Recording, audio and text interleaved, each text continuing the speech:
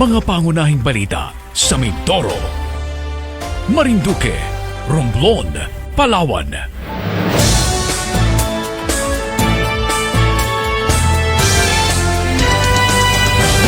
Mimaropa News on the Go.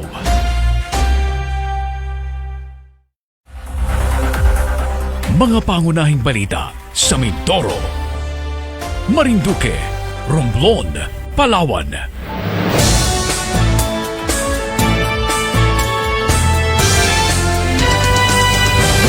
Mimaropa News on the Go. Magandang hapon sa inyo lahat. Ito ang Mimaropa News on the Go, ang lingguhang balitaan hinggil sa mga kaganapan at magandang balita sa 5 lalawigan ng Mimaropa.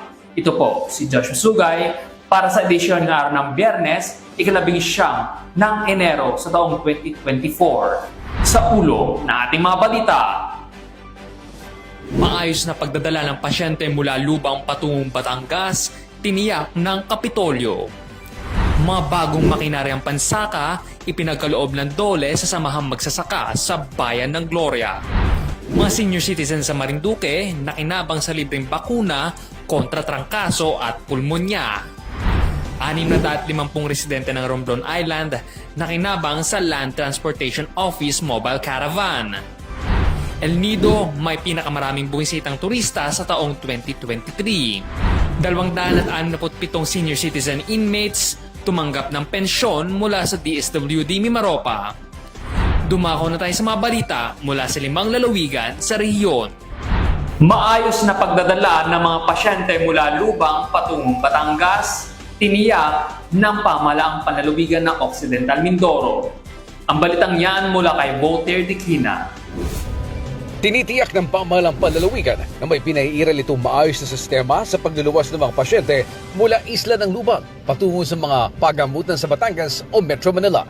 Kamakailan lamang ay bumisita sa Lubang si Governor Ed Gajano upang ihatid ang bagong Sea Ambulance at Emergency Sea Responder.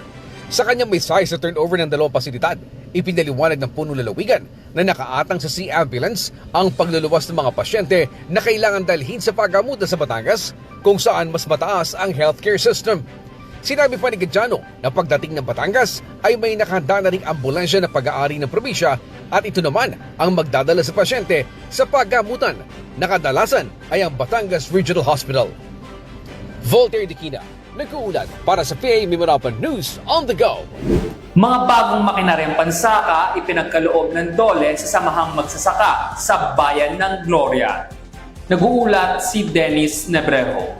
Ipinagkaloob ng Department of Labor and Employment Mimaropa, katuwang ang Barangay Balide sa Gloria sa samahang magsasaka ng Gloria bilang accredited co-partner ng 6 na units ng hand tractor, 2 units na floating power tiller at 4 na grass cutter machine na nagkakahalaga ng 569,600 pesos.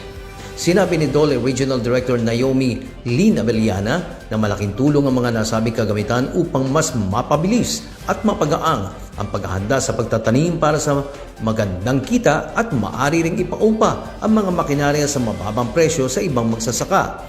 Bahagi ito ng DOLE Integrated Livelihood Program o DILP o Kabuhayan Program na naglalayong makapagbigay ng matagalang kabuhayan at karagdagang kita sa mahirap na manggagawa.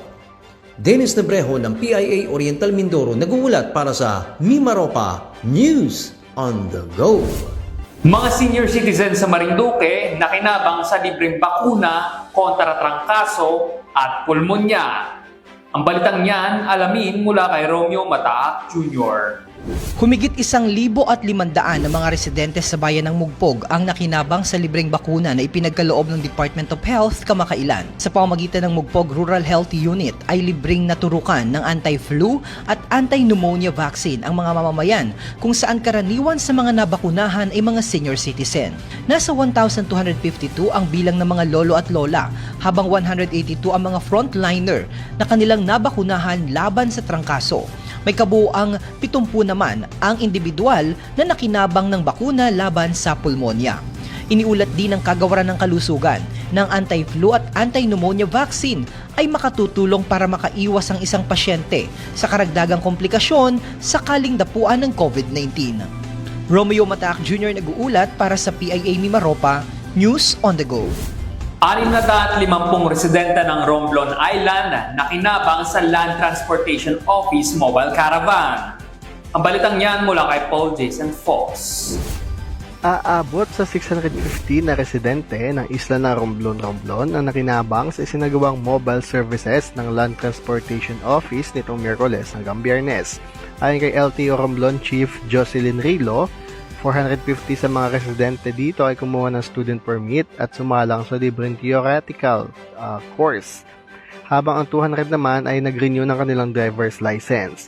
Dagdag nito, naiintindihan nila na madami pa ring mga residente ng isla ang walang lisensya, kaya ginagawa nila ng paraan mapuntahan ang mga iba pang isla sa probinsya. Kasama na dito ang mga isla ng Sibuyan na inaasahan pupuntahan din sa susunod na linggo. Ang mobile services na ginagawa sa Romblon ay una pa lamang sa gagawin nila ngayong taon, dahil baka sa susunod na buwan ay bumalik din ang LTO para naman sa ikalawang set ng mobile services. Mula Romblon, Paul Jason Foss nag-uulat para sa PIA Mimaropa News on the Go. El Nido sa Palawan may pinakamaraming bilang ng bumisitang turista sa taong 2023. Ang buong detalye mula kay Orlan Habagan. Nanguna ang bayan ng El Nido sa mga munisipyo sa Palawan na may pinakamaraming bilang ng bumisitang turista noong taong 2023. Sa datos ng Provincial Tourism Promotions and Development Office, umabot sa 1,527,159 tourist ang naitalang bumisita sa lalawigan ng Palawan mula Enero hanggang Disyembre taong 2023. Mula sa naturang datos, 873,592 ay domestic o local tourist, habang 653,567 naman ang foreign tourist arrivals. Ayon pa sa Provincial Tourism Promotion and Development Office, tumaas ng 87.47% ang tourist arrivals sa taong 2023 kumpara sa taong 2022. Pumangalawa naman sa may pinakamataas na tourist arrivals ang bayan ng Coron, sinundan ng San Vicente, pang-apat ang Brooks Point at pang-lima naman ang Linapakan. Para sa Mimaropa News on the Go, Orlan Habagat ng PIA Palawan, nag-uulat. 267 senior citizen inmates tumanggap ng pensyon mula sa DSWD Mimaropa. Panoorin ang balitang ito. Mahigit 200 senior citizen inmates sa Sablayan Prison and Penal Farm, Central Prison, San Isidro Sub-Prison, Pasugi Sub-Prison at Siburan Sub-Prison ang pinagkalooban ng pensyon ng Department of Social Welfare and Development Mimaropa. Ang gawain ay naisakatuparan sa pamamagitan ng pakikipag-ugnayan ng Regional Social Pension Unit, katuwang ang Bureau of Corrections. Tumanggap ang bawat isang senior citizen inmate ng halagang 6,000 pesos para sa una at ikalawang semestre ng taong 2023. Sa kabuuan, nasa 1.6 million pesos ang halaga ng pensyon na ipinagkaloob sa mga benepisyaryo.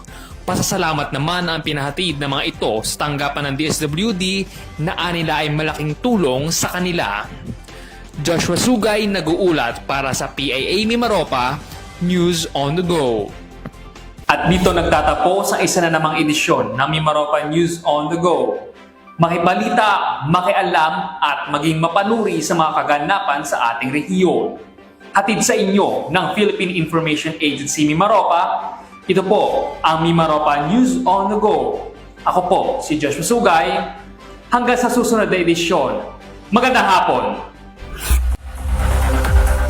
Mga pangunahing balita sa Mindoro, Marinduque, Romblon, Palawan.